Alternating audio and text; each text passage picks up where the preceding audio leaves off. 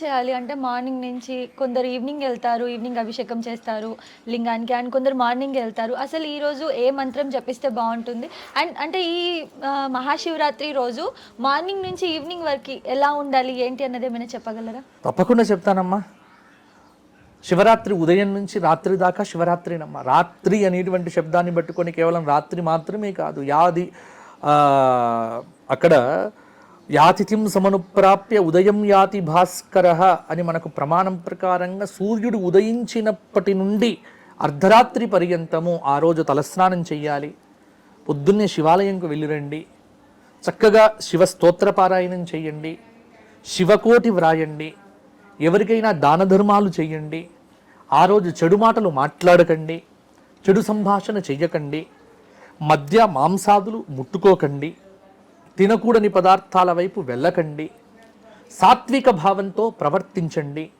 ఆ రోజంతా కూడా వీలైతే మనస్సు శివమయం చేసుకొని దేహమంతా శివుడే అన్నటువంటి భావంతో పంచభూతాల్లో కూడా శివతత్వాన్ని అనుభవిస్తూ అష్టమూర్తి స్వరూపంగా జగత్తు యందు ప్రాదుర్భవించినటువంటి ఆ మహాదేవుడిని శరీరమంతా ఆపాదించుకొని సర్వం శివమయం జగతు అన్నటువంటి తాదాత్మ్య భావనతో శివరాత్రి వ్రతాన్ని ఆచరిస్తే సరిపోతుంది. ఏ నామం చెయ్యాలి? పంచాక్షరీ నామం, పంచాక్షరీ మంత్రం. ఇక్కడ ఎవరికైతే ప్రణవంతో కూడినటువంటి ఓంకారంతో కూడినటువంటి పంచాక్షరి జపము యందు అర్హత ఉంటుందో వారు ఆ పంచాక్షరి చెయ్యవచ్చు. లేనటువంటి వారు ఇప్పుడు నేను చెప్పేటువంటి అందరూ చేయదగినటువంటి నామం నేను చెప్తున్నాను వినండి. శ్రీ శివాయ గురవే నమః. ఈ నామం చేయండి. శ్రీ శివాయ గురవే నమః అంతే, సరిపోతుంది. లేకపోతే శివాయ నమః చాలు. ఈ నామం సరిపోతుందమ్మా. ఈ నామము ఈ రోజంతా చెయ్యండి. లేకపోతే శివ సహస్రనామం ఉంది, మహాభారతంలో అనుశాసన పర్వంలో వస్తుంది. శివ సహస్రనామ పారాయణం శివరాత్రి వ్రతం రోజున చేసిన లేకపోతే విన్నా, కొంతమంది నన్ను అడుగుతారు ఏమిటి గురుగారు మాకు శివ సహస్రనామం అంత తొందరగా రాదు, ఉచ్చారణ పలకదు. దానికోసం ఏం చేస్తారు? యూట్యూబ్ చూడండి, శివ సహస్రనామాలు ఉన్నాయా? ఉన్నాయి. హాయిగా పెట్టుకోండి, పుస్తకం ముందర పెట్టుకోండి, అది వింటూ చూడండి, పారాయణం అయిపోతుంది. చెయ్యాలనే సంకల్పం ఉంటే పూజ ఎలా అయినా చెయ్యొచ్చు.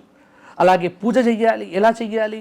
ఒక శివలింగం ఉంటే హాయిగా ఒక చెంబు నీళ్లు తీసుకొని హరహర మహాదేవ అనేటువంటి నామం చెప్పి నీళ్ళు పోయండి. మహాదేవ మహాదేవ మహాదేవ దయానిధే అది చెప్తూ పోయండి. చెయ్యాలనే సంకల్పం ఉంటే రాయిని శివుడిగా భావించి అభిషేకం చేసిన శివుడు అనుగ్రహిస్తాడు. కాబట్టి శివాలయ దర్శనం చేసుకోండి. ఈ రోజంతా నియమంగా ఉండాలి. శివరాత్రి వ్రతం అంటే రోజటిలాగా ఉండటం మాత్రం కాదు, తలస్నానం తప్పకుండా చెయ్యాలి. స్నానం చేసిన తర్వాత నొసట 3 రేకుల విభూతిని తప్పకుండా ధరించాలి. మారేడు దళములు తీసుకొని వెళ్ళి శివలింగం మీద పెట్టాలి. గంగా జలముతో శివలింగానికి అభిషేకం అనేటువంటిది చెయ్యాలి. శివ స్తోత్ర పారాయణాదులు చెయ్యాలి. ఉదయం నుంచి రాత్రి వరకు కూడా శివాయ నమః, శివాయ నమః, శివాయ నమః, నమఃశివాయ, నమఃశివాయ, శివాయ గురవే నమః ఇది చేస్తే సరిపోతుంది. చక్కటి ఫలితం వస్తుంది. గురుగారు ఇదైతే చాలా బాగా క్లారిటీ ఇచ్చారు మా వ్యూయర్స్కి. అంటే బాగా అర్థమవుతుంది అంటే ఏం చేయాలి అని చాలామంది క్వశ్చన్స్ ఉంటాయి. ఇంకొకటి ఏంటంటే మండేనే వస్తే శివరాత్రి వ్రతం అనేది స్టార్ట్ చేయాలని చాలామందికి ఉంటుంది. సోమవారం అది నాకు తెలిసి 5 సంవత్సరాలకు ఒకసారి వస్తుందని అనుకుంటున్నా. అదే ఎందుకు అలా అంటారు అన్నది క్లారిటీ కావాలి గురుగారు. ఒకటమ్మా, శివరాత్రి సోమవారం నాడు వస్తేనే ఆచరించాలి అనేటువంటిది నమ్మకం. ఓకే, నన్ను అడిగితే శివరాత్రి ఎవరు ఆచరించాలి ఎవరు ఆచరించకూడదు అనేది ప్రశ్నే లేదమ్మా. ఈ భూమి మీద పుట్టినటువంటి హిందూ ధర్మాన్ని ఆచరిస్తున్నటువంటి ప్రతి వ్యక్తి శివరాత్రి వ్రతం చెయ్యవలే. నేను చెయ్యను అని అన్నాను అనుకోండి, వాడి కర్మ వాడిని విడిచిపెట్టండి. కానీ భూమి మీద పుట్టిన ప్రతి సనాతన ధర్మాన్ని అవలంబిస్తున్నటువంటి ప్రతి వ్యక్తి కూడా శివరాత్రి వ్రతం చేయవలసిందే. కాబట్టి ఎప్పుడు పట్టాలి ఈ సంవత్సరం వచ్చింది పట్టండి.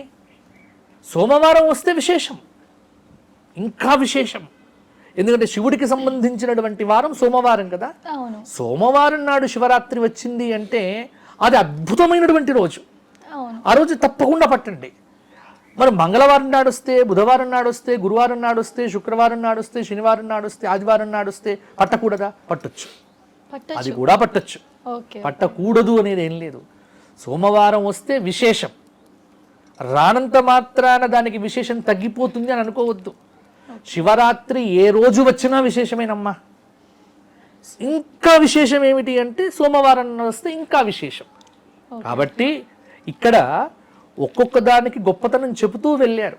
అంతేగాని ఎప్పుడు సోమవారం వస్తుందా అని 5 ఏళ్ల వరకు ఎదురు చూసి నీ జీవితంలో విలువైన 5 సంవత్సరాలను వ్యర్థం చేసుకోకండి. మనం పుణ్యం చెయ్యాలి అంటే వెంటనే చెయ్యాలి. ఇంకా రేపా మీ ఎల్లుండా మీ వద్దు. ఈ సంవత్సరం శివరాత్రి పట్టేసేయండి. ఏ రోజు వచ్చినా శివరాత్రి అనేటువంటిది ఆచరణీయం, తప్పకుండా చేయవలసింది. సోమవారం వస్తే అదృష్టం, రానంత మాత్రాన మేము పట్టమండి, ఎప్పుడు సోమవారం వస్తే అప్పుడే నేను శివరాత్రి వ్రతం మొదలు పెడతా అని మాత్రం అనకండి. ఇలా చెయ్యాలి అని మాత్రం లేదు. ఇది లోకంలో ఒక అభూత కల్పన. కాబట్టి నాకు జ్ఞానం తెలిసినప్పటి నుంచి నేను శివరాత్రి వ్రతం చేస్తున్నా. ఇక్కడ కూడా ఒకటి ఏంటంటే లోకంలో చాలా సందేహాలు ఎలా పడిపోయాయి అంటే ఆచరణ యోగ్యం కానటువంటి విధానాలు పెట్టారు. ఒక్కసారి శివరాత్రి ఉపవాసం ఉంటే ఇక జన్మంతా ఉండాలి. అవును, ఇది కూడా ఉంది గురుగారు, అడుగుదాం అనుకున్నా నేను మిమ్మల్ని. ఉంది, నాకు తెలుసు, ఎందుకంటే ఖచ్చితంగా అంటారు నన్ను ప్రతి సంవత్సరం అడిగేటువంటివి. ఒకసారి చేస్తే ఎప్పటికీ చెయ్యాలి. మళ్ళీ ఏమంటారంటే ఒకవేళ మనం వదిలినా మన ఎవరికైనా ఫ్యామిలీ మెంబర్స్ కి ఇవ్వాలి అది అన్నట్లు చెప్తూ ఉంటారు మూఢనమ్మకాలు. అస్సలు లేదమ్మా, మనం వదలటం లేదు. ఇప్పుడు శరీరానికి శక్తి ఉన్నంత వరకే. సంకల్పంలో చేసేటప్పుడు మనం ఎప్పుడు కూడా పూజ ఎట్లా చేయాలి అంటే సంభవద్భి ద్రవ్యై సంభవద్భి ఉపచారై సంభవత నియమేన దేశకాల నియమానుసారేణ ఇన్ని చెబుతున్నాం. నాకు శాతనైనంత, నాకు శక్తి ఉన్నంత చేస్తాను, అంతే కదమ్మా. కాబట్టి శివరాత్రి వ్రతం అనేటువంటిది ఈ సంవత్సరం మొదలుపెట్టి వచ్చే సంవత్సరం వీలు కాదు అన్నంత మాత్రాన భయపడిపోకండి. ఆచరించే ప్రయత్నం చెయ్యండి, కానీ ఇటువంటి అపనమ్మకాలతోని వ్రతాలను పాడు చేయకండి. శివరాత్రి వ్రతం ఒక్కసారి మొదలు పెడితే కంటిన్యూ చేయాలి కాబట్టి మొదలు పెట్టం. అలా అనడం బట్టి చాలామంది మొదలు పెట్టట్లే. ఒక్కసారి చేసేస్తే, ఒక్కసారి ఉపవాసం ఉంటే జీవితం అంతా ఉపవాసమే ఉండాలి అని అటువంటి నియమాలు ఏం లేవమ్మా. లేవు. కానీ నియమం లేదు, కానీ నియమం పెట్టుకో అని చెప్తున్నా నేను. శివరాత్రి వ్రతం అనేటువంటిది యావజ్జీవితం చేయదగిన వ్రతం. దీనికి సంబంధించి మనకు జపాన్లో కానీ లేకపోతే కొన్ని బయట దేశాల్లో కూడా పరిశోధనలు జరిగాయి. శివరాత్రి నాడు భూమి మీద ఉండేటువంటి శక్తి చాలా గొప్పగా ఉంటుంది.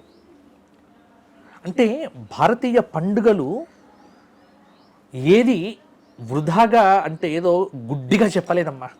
ఇప్పుడు జనవరి 1 గుడ్డిగా, దానికి హద్దు లేదు, పద్దు లేదు, ఏమీ లేదు. ఎందుకు చేస్తారో తెలియదు. ఈ మధ్య కాలంలో కొత్తగా ఏమిటి అంటే కేకులు కొయ్యడం మొదలైంది. జనవరి 1 నాడు కేకు ఎందుకు కొయ్యాలమ్మా? ఎందుకు? ఇది ఎవరు తీసుకొచ్చారు ఆచారం? ఒక వేడుక, ఒక సెలబ్రేషన్ చేసుకోవటం. అది ఇప్పుడు ఏమైపోయింది అంటే భవిష్యత్తు తరాలకు జనవరి 1 అంటే మస్ట్గా కేక్ కొయ్యాలి, ఒక ట్రెడిషన్ ఏర్పడుతోంది, ఒక ఆచారం ఏర్పడుతోంది. నాకు తెలిసి ఒక 20 ఏళ్ల క్రితం ఇది లేదు, కేక్ కొయ్యాలనేది లేదు. ఈ సామాజిక మాధ్యమాలలో తర్వాత వీటన్నిట్లలో ఇవన్నీ అంటే టెక్నాలజీ పెరిగి కమ్యూనికేషన్ అనేది అన్ని చోట వ్యాప్తమైనప్పుడు ఏమీ లేదు. జనవరి 1 నాడు రాత్రి డిసెంబర్ 31 నాడు కేక్ కొయ్యాలి, అలా ఒక సెల్ఫీ దిగాలి, స్టేటస్ పెట్టుకోవాలి. ఇది అంటే ప్రదర్శన, ఒక వేడుకను ప్రదర్శించటానికి ఒకటి మనం పెట్టుకున్నాం. కానీ ఇది కాదు, ఇటువంటిది కాదు. శివరాత్రి నాడు చాలా ప్రత్యేకతలు ఉన్నాయి. ఖగోళంలో మార్పులు జరుగుతాయి. ఆ రోజు నక్షత్ర మండలంలో ఒక నక్షత్ర గుంపు కనిపిస్తుంది. అంటే ఇవన్నీ దీనికి సంబంధించి మృగశిర నక్షత్రానికి సంబంధించినటువంటి ఒక కథ పురాణంలో వస్తుంది. అంటే శివరాత్రి వ్రతానికి మృగశీర్ష నక్షత్రానికి సంబంధం ఉన్నటువంటి ఒక కథ చాలా చోట్ల మనకు కనిపిస్తూ ఉంటుంది. ఎందుకు చెప్తున్నానంటే ఇవన్నీ కూడా ప్రమాణం ఉన్నాయి వీటికి. కాబట్టి మన పండుగలన్నీ కూడా చాలా ప్రకృతిని అనుసరించి వచ్చినటువంటివి. కాబట్టి శివరాత్రి కూడా ఆ రాత్రి ఎంత శక్తి ఉంటుంది, శివుడి యొక్క లింగాన్ని పూజ చేయటం వల్ల ఎంత పాజిటివ్ ఎనర్జీ పెరుగుతుంది, ఆ నమశివాయ అనేటువంటి పంచాక్షరిని జపించటం వల్ల నరాలన్నీ కూడా ఉప్పొంగిపోతాయి. శరీరంలో ఎప్పుడైతే నీవు ఆహారం తీసుకోవడం మానివేశావో శరీరంలో ఉన్నటువంటి మొత్తం భాగాలన్నీ కూడా యాక్టివేట్ అయిపోతాయి, కొంత తేలిక పడతాయి. తద్వారా మనస్సు తేలికవుతుంది, శరీరము తేలికవుతుంది. కాబట్టి ఈ చాలా ఉపయోగాలు ఉన్నాయి. సబ్స్క్రైబ్ చేయండి. Please do subscribe to Please like, share and subscribe to top Telugu TV. Top Telugu TV. Top Telugu TV.